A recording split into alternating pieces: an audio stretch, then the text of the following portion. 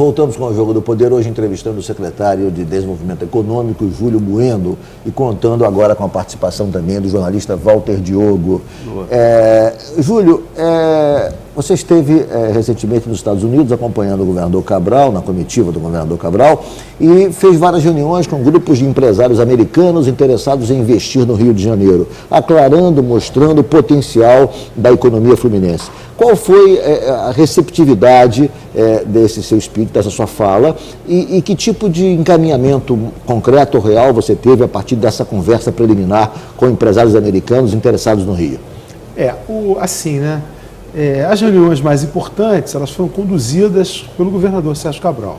O governador teve uma reunião promovida pela Câmara de Comércio Brasil-Estados Unidos, presentes o Washington Post e o jornal Valor, né? Então foi uma reunião com empresários americanos para mostrar, né? E aí até a Firjan, nesse dia, mostrou os 102 bilhões que nós nos referimos, de dólares de investimento. De dólares de investimento, né? Então foi uma reunião muito interessante pelo interesse do Brasil no interesse dos empresários e dos jornalistas do Brasil, especialmente no Rio de Janeiro. Aí teve uma outra reunião muito interessante com o Ex-Bank americano, né? Essa reunião foi espetacular porque tinham mais de 1.000 pessoas, né? Era uma reunião do Ex-Bank em que o governador fez uma das palestras. Olha, eu nunca vi tanta gente, né? E de fato concreto nessa reunião é que o Ex-Bank colocou à disposição das empresas americanas $1 bilhão para investimentos no Brasil, né? O governador também conseguiu, numa ida ao BID, $1 bilhão para investimentos no Rio de Janeiro, em saneamento, habitação, né? Também um resultado concreto da viagem. O governador teve no MIT, né? Numa reunião falando sobre a questão latino-americana. E eu, pessoalmente, estive numa reunião, em 3 reuniões em Nova York, onde eu primeiro estive na Câmara de Comércio Brasil-Estados Unidos em Nova York, com investidores e bancos de investimento, discutindo o portfólio de possibilidades do Brasil, né, e do Rio de Janeiro, naturalmente. E, por fim, tive uma reunião no HSBC, que foi muito interessante, com o CEO do HSBC, também absolutamente interessado e discutindo as questões brasileiras. Uma questão importante a ressaltar é que na reunião, em particular de Washington, que promovida pela Câmara de Comércio Brasil-Estados Unidos, quer dizer, o tema do resseguro foi um tema muito importante por causa de uma nova regulamentação que foi emitida pelo Ministério da Fazenda. As empresas estrangeiras muito temerosas que essa regulamentação implicasse, né, em fechamento de novo do mercado brasileiro, né? Então, houve uma queixa ao governador Sérgio Cabral e nós, como grandes interessados na questão do resseguro, o Rio tem essa vocação. Tem essa tradição, inclusive, de ser sede do Instituto de Resseguros, né? Isso, e de outras empresas resseguradoras estão vindo para o Rio de Janeiro. O maior exemplo é o Lloyd's Register, né, que é uma das maiores do mundo, veio para o Rio de Janeiro. E o Ministério da Fazenda, entrando no assunto, emitiu uma regulamentação dizendo que os riscos do resseguro não poderiam ser divididos com o exterior, o que faz com que as empresas estrangeiras não participem do mercado brasileiro, né?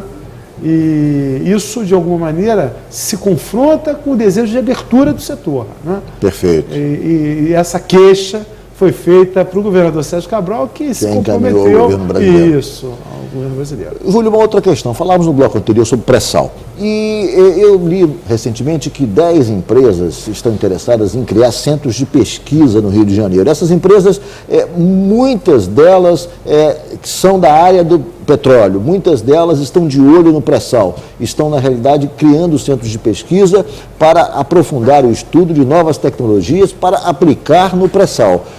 Tanto que o Parque Tecnológico lá da Universidade Federal Fluminense, no Fundão, já se torna pequeno para acolher todas as empresas que manifestam interesse em se instalar na região. Como é que é esse feliz problema que o Rio está enfrentando e como você vai encaminhar a solução dele? A questão é um problema prazeroso. Exatamente. Né? Porque eu tenho uma formulação que esses investimentos espetaculares de 102 bilhões, né, que eu tenho ainda em transportes, que a gente não falou, em Olimpíadas. Vamos falar sobre isso. Esses investimentos são investimentos basicamente da economia do século XX, né? e que um dos grandes desafios que a gente tem é fazer com que a economia do século XX alavanque a economia do século XXI, que é a economia do conhecimento, né, do entretenimento, né, claro, da era digital. Né? Você acha que o Rio está se credenciando, já está se tornando a capital da inteligência do pré-sal? Mas eu não tenho dúvida. No Houston News, há mais ou menos um mês atrás, saiu que o Rio de Janeiro, né, já era a capital, né, da inteligência e da pesquisa da área do petróleo em águas profundas. Né? Então, na verdade, viu, Ricardo e Walter, é uma coisa importante observar que o mercado criou, né, a possibilidade da inteligência do petróleo vir para o Rio de Janeiro. Tá certo? Olha aqui, outro dia eu estava falando com você e disse, poxa, o Rio dá muita sorte, né? Esse Barack Obama vem aqui, fica encantado com o Rio de Janeiro e cria toda essa expectativa positiva lá de fora. E aí você disse, não, a questão não é sorte, é que a gente trabalha. Sorte é uma coisa que acontece do acaso, na verdade, é resultado do trabalho, de um planejamento. Né? Ele me deu essa brincadeira.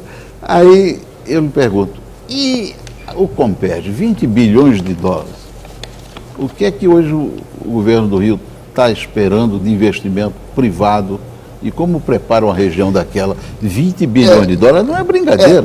Porque sobre o Comperj, só pegando uma carona no que o Walter falou, todos nós sabemos. Agora, me parece que pela extensão, pelo aspecto, quer dizer, tão grandioso desse investimento, ele na realidade traz consigo toda a cadeia produtiva, não traz? E é sobre isso que eu queria saber, quer dizer, o que vem atrás do Comperj? O que o Comperj atrai?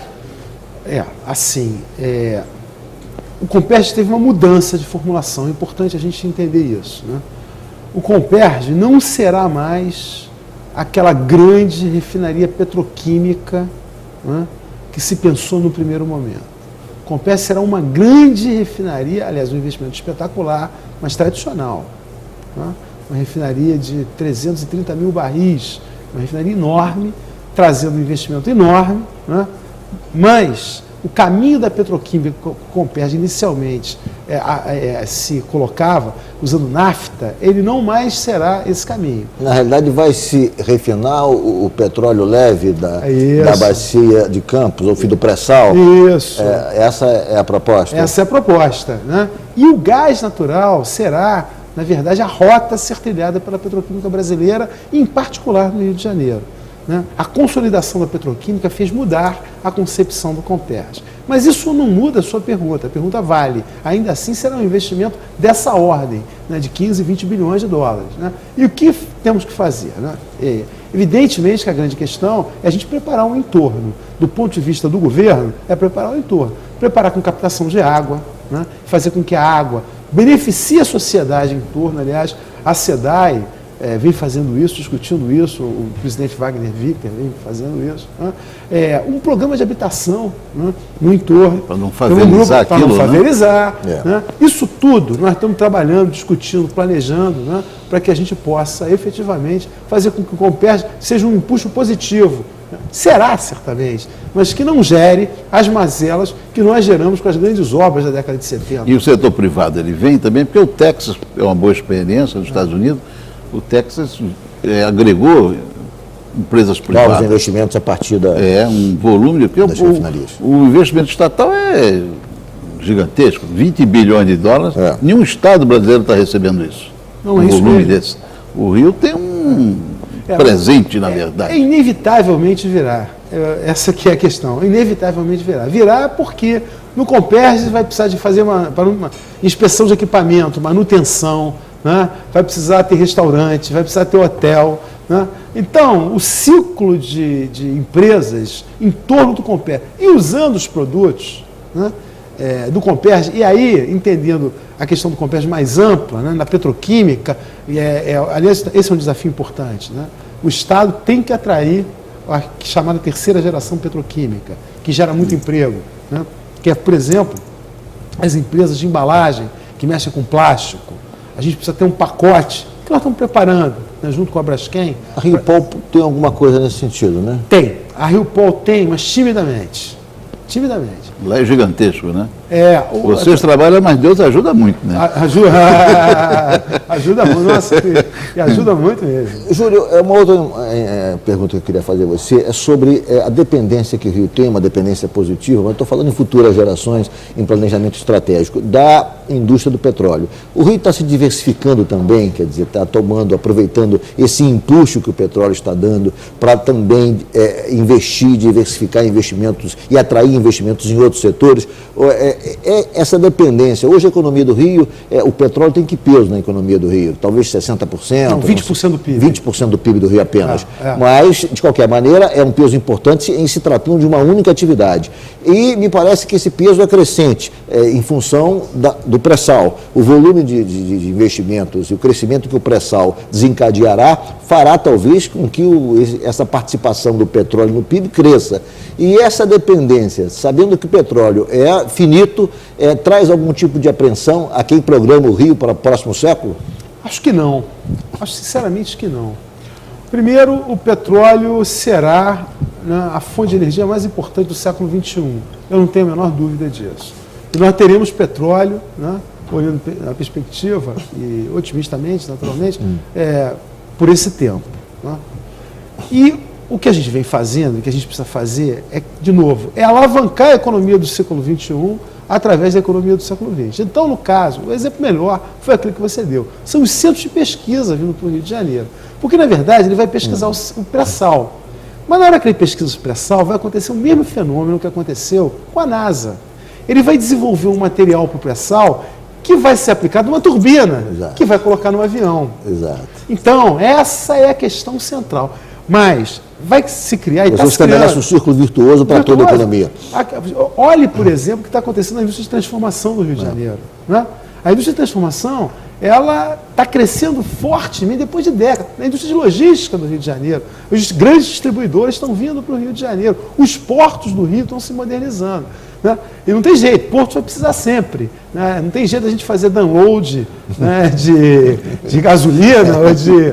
Tá certo? Precisa do navio. Né? Então, sabe, quer dizer, esta questão do petróleo, ela precisa ser aproveitada. Né? O Rio tem uma perspectiva, tem uma referência, deve ter uma referência, que é a Noruega. Eu acho que a Noruega é um grande exemplo. O petróleo na Noruega, né?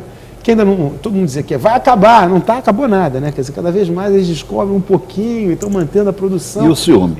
O quê? E o ciúme dos outros estados? Como é que você vai administrar isso? O ciúme é grande. Mas sobre isso a gente vai falar também no próximo bloco, que é a questão dos royalties do petróleo, que estão nesse momento em discussão na Câmara dos Deputados, na Comissão de Minas e Energia, e cujo relator é o deputado Fernando Jordão, de Angra dos Reis. Voltamos com o Jogo do Poder em 1 minuto, hoje entrevistando o secretário de Desenvolvimento Econômico, Júlio Bueno.